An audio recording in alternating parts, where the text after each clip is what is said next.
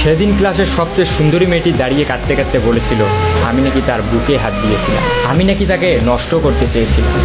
সেদিন সবাই আমার দিকে ঘৃণা নিয়ে তাকিয়েছিল। ক্লাসের প্রায় 80 জন ছাত্রছাত্রী সবাই আমাকে খারাপ ভেবেছিল। সবাই মেয়েটির কান্না ভেজা কণ্ঠ বিশ্বাস করেছিল। আমার সবচেয়ে কাছের বন্ধুটাও আমার থেকে দূরে চলে গিয়েছিল। আমার সবচেয়ে প্রিয় শিক্ষকটাও আমার গালে চর মেরে বলেছিল তোমাকে সবচেয়ে ভালো ছাত্র ভাবতাম, তবে তুমি আজকে যে কাজটি করেছো তার জন্য তোমার উপর থেকে আমার সমস্ত ভালোবাসা শেষ হয়ে গিয়ে। যে নিজেকে একজন ভালো মানুষ হিসেবে প্রতিষ্ঠিত করতে পারে না, সে যত ভালোই ছাত্র হোক না কেন, কোনো লাভ নেই। একজন লোকের সবচেয়ে বড় পরিচয় হচ্ছে সে একজন মানুষ। তুমি এখনো মানুষ হতে পারোনি, যদি পারো মানুষ হয়ে যাও। সেদিন আমি ক্লাসের কারো দিকেই চোখ তুলে তাকাতে পারিনি। কোনো অপরাধ না করেও নিজেকে অনেক বড় অপরাধী মনে হয়েছে। আমার দুঃখটা সেদিন কারোর সাথেই শেয়ার করতে পারিনি। যতটুকু সময় ক্লাসে ছিলাম শুধু মাটির দিকে চেয়ে চোখের পানি ফেলেছিলাম। সেদিন আমি বুঝেছিলাম চোখের পানিরও দাম কম আর বেশি হয়। কারণ মেয়েটার চোখের পানি দেখে সবাই ইমোশনাল হয়ে গিয়েছিল। আমি সত্যিই মেয়েটার সাথে এসব কিছু করেছি কিনা এসব কেউ ভাবেওনি, চিন্তাও করেনি। সবাই মেয়েটার চোখের পানি দেখে তার সব কথাই বিশ্বাস করে নিয়েছিল। আমার চোখের পানি কাউকে আবেগী করতে পারিনি। আমার মতোই আমার চোখের পানিটাও কম দামি। আমি সেদিন ক্লাস থেকে চলে আসার সময় আবার ওই মেয়েটির সাথে কথা বলি, যে সবার সামনে আমাকে খারাপ বানিয়ে দিয়েছে। তার কাছে গিয়ে বলি তুমি এমনটা না করলেও পারতে। তুমি হয়তো ভেবেছিলে এমনটা করার পর আমি তোমার সম্পর্কে মানুষকে অন্য কিছু বলবো যা কেউ বিশ্বাস করবে না। সবাই হয়তো ভাববে তোমার উপর প্রতিশোধ নেওয়ার জন্য তোমার নামে এসব মিথ্যা কথা বানায় বানায় বলতে। কিন্তু তুমি হয়তো জানো না তুমি এসব না করলে আমি তোমার সম্পর্কে কিছুই বলতাম। তবে ভয় পেও না, এখনও তোমার সম্পর্কে কাউকে কিছুই বলবো না। যে মানুষটা সবার সামনে আমাকে খারাপ বানিয়েছে আমি তাকে সবার সামনে খারাপ বানাতে চাই না।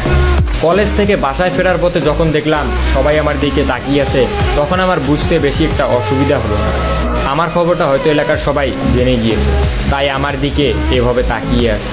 আর এসব খবর তো অলওয়েজ বাতাসের মাধ্যমে ছড়ায়, আমারটা হয়তো সেভাবেই ছড়িয়েছে। যখন বাসার সামনে গেলাম দেখি বাবা আর মা দরজার সামনে দাঁড়িয়ে আছে। এটা হচ্ছে আমার সৎ মা। দেখেই বুঝলাম হয়তো তারা কলেজের খবর জেনে গিয়েছে। তখন আমিও সেটা বুঝতে পেরে আমি বললাম বাবা আমি কিছু করিনি। তখন বলল তুই যদি সত্যিই কিছু না করিস তাহলে তোর সম্পর্কেই বললো কেন?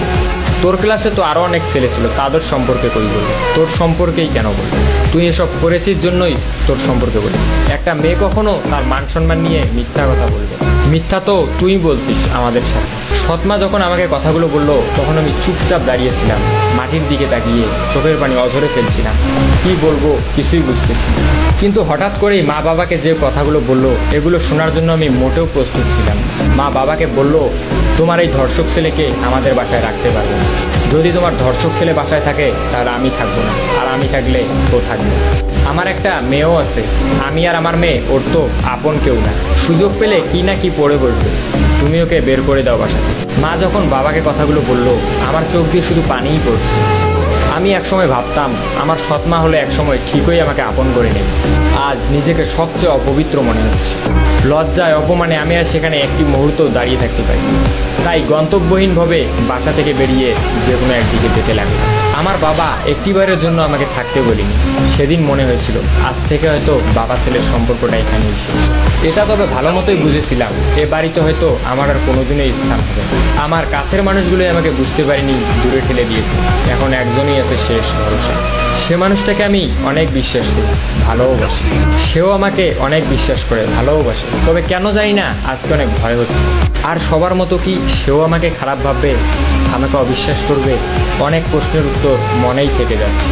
সেই রাতটা নির্ঘুমভাবে সিয়াম নামের এক বন্ধুর বাসায় থেকে পরের দিন দুপুরে খেয়ে আমি চলে যাই আদিবার সাথে দেখা করতে।